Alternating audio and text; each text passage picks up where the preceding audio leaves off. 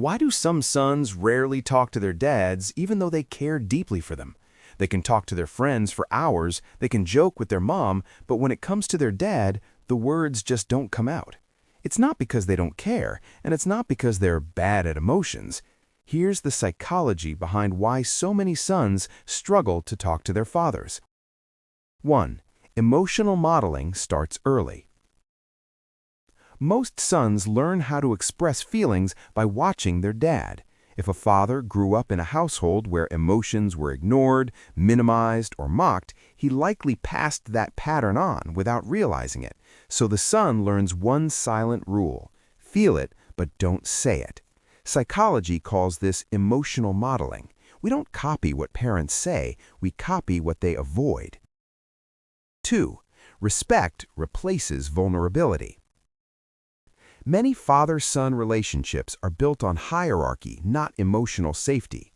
Dad is the authority, the provider, the fixer, and vulnerability feels like breaking an unspoken contract.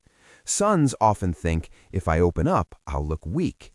This is tied to social conditioning around masculinity, where emotional control is confused with emotional strength.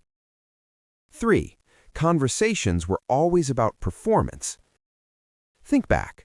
Most talks with dad weren't about feelings. They were about grades, discipline, responsibilities. Did you do this? Why didn't you do that?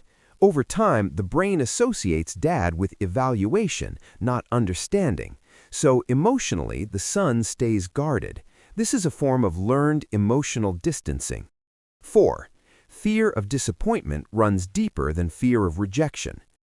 Psychologically, sons don't just want their father's approval, they need it. So opening up feels risky. What if he doesn't understand? What if he minimizes it? What if he goes silent? The brain chooses protection over connection. Silence feels safer than being misunderstood. 5. Both sides are waiting quietly.